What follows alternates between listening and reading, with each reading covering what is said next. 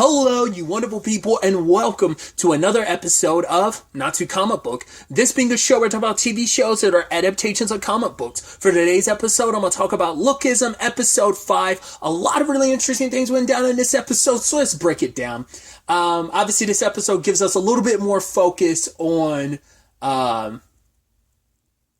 Jae-yeol, which obviously he's still the silent type that even Ha-Newell trying to talk to him, because it's like, oh my god, look at all your rings. Because I love, what was his name? Namsu tried to show up and be like, yeah, I'm in these fresh kicks, but it turns out Jin Seong was wearing the same ones. And before, he would have made a whole spectacle about it, but like, yeah, I'm going to like beat you up. But it's like, nah, I'm going to forget about it. You didn't pay for them with my money, so why do I care what you wear? And then eventually the others are like, yo, aren't you going to like, be mad about all this? And Jin Seong's like, yeah, I'm not going to be bullying kids anymore, which gives him some brownie points with Mi Jin, which is kind of all he really cares about. And so, because he's even like, yeah, I mean, we made buddies with Hyung Seok anyway. And it's like, oh wait, we thought you were drunk and didn't remember anything. He remembers everything from that night. And it's like, yeah, so we're good. I'm not going to do all that. It's like, I'm like bullying, so it's like, right, he's having his turnaround. So he's not the D-bag.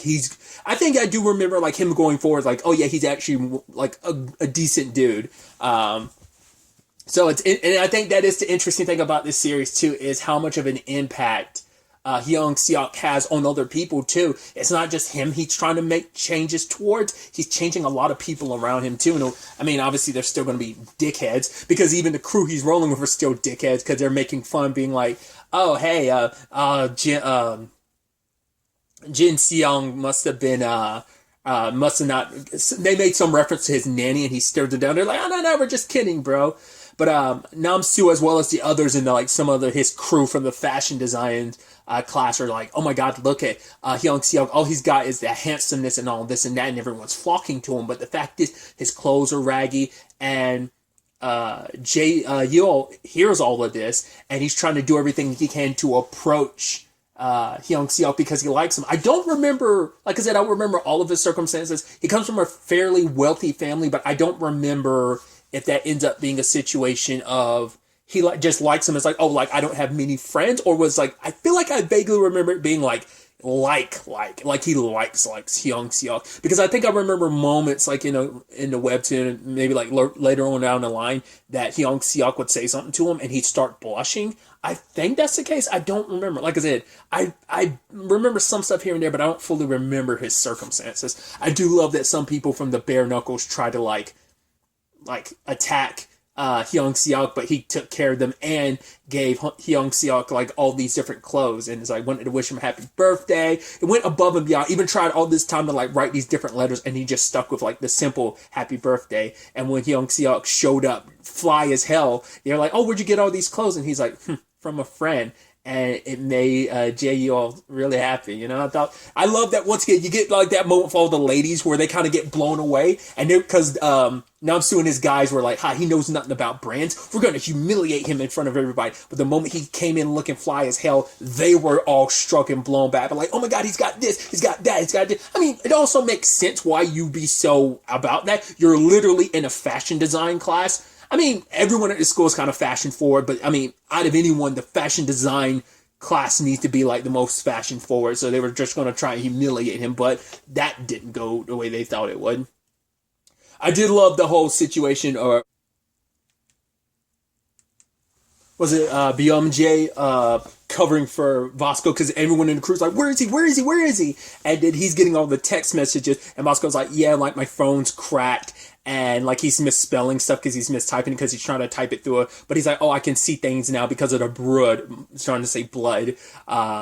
And it's just like, and I love BMG. It's like, why aren't you just calling me then? And he's just texting and texting. They're like, what's he saying? And it's just like, and then he just pretends to be Fosco, be like, yeah, he says just leave the new guy alone and we'll just kind of wait on it. And they're like, oh yeah, that sounds just like Bosco, except like some dissenters amongst the group are like, nah, like Bosco, almost kind of calling Bosco an idiot, saying like he's too much of an idiot. He would never use his brain that much. It's kind of like Bosco's just go.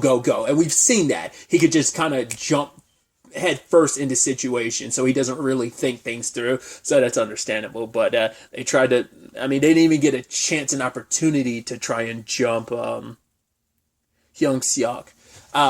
he meets the other guy. We saw him a couple episodes back when like we got introduced to Vasco after I think it was episode 2 where we got introduced to Vasco as well as the other dude, the dude with the shaved in the hat. That guy, the person that he's bullying, and once he sees that go down, obviously it strikes a chord with Hyung Seok and he tries to reach out to him. So it's like, right, having lunch with him and Jiho, which I love that he's like, yeah, losers like us. And Jiho's like, keep my name out your mouth. Like, don't say us and we. You know, that's kind of jacked up. But he's like, why do you want to be friends with us? And for Hyung Seok, it's like, because we're the same. It's like, right. You can't tell by his body, but it's like, yeah, like he sees so much of himself in Jiho and this other dude. And so it is a situation where he's like, yeah, but you're so handsome. And he's like, yeah, but I come from a poor situation as well. But it's like, why do you want to be my friend? He's like, because he knows, like, hearing what his mom said, his mom was happy to know, like, oh, my Young Seok has a friend and continue to be friends with him. And he wants to have more friends so that his mom doesn't have to worry about him anymore. So, but obviously it's a hard pill for Home Dude to swallow. And I forgot about the whole thing about him. I was like, him being a rapper. I was like, I didn't remember that whole thing. That was interesting. Obviously, it's like, like Sunglasses Dude is just kind of like, yeah, whatever. Your luck is an audition. I would beat the crap out of you. So I think I vaguely do remember him putting on like some performance later on. It does strike a chord with me, but I was like, that's fascinating. Either way, so that was interesting setup on that part. Do correct me in the comments down below. I don't remember if the lady that, I say lady, she's also spoilers, she's a student. I remember I don't think she goes to the same high school. I think she goes to a different high school. I don't remember if it wasn't like an all-girls school that she goes to or something like that. I'm fairly certain she's a student, but maybe I could be misremembering. I feel like there was some connection between, JUO and her, but I could be mistaken. Like I said, I don't even I remember her circumstances, but I don't fully remember Yuo's situation. So I could be like completely misremembering some of that, but it feels like there's a connection there. I'm just not remembering it. I really also feel like, man, did she really pop up this often? Now, like, I feel like that's a seed they're planting early. Like I said, I feel like that storyline got not necessarily moved up. They're keeping the crux of it back while also like sprinkling in her introduction here and there in this first season. But like I said, maybe it's been that long. Maybe I'm just not remembering. But I'm like, I didn't remember her popping up like this, especially considering I thought I remember her popping up in the story coincided with you finding out about her circumstances, but that hasn't happened yet. So like I said, I could be completely wrong. Either way, I'm very fascinated to see where the next episode ultimately ends up taking us going forward with all of this. But really, that's all I want to talk about. Till the next time we meet, be happy, be safe, live life to the fullest, and enjoy it. Good day, and goodbye.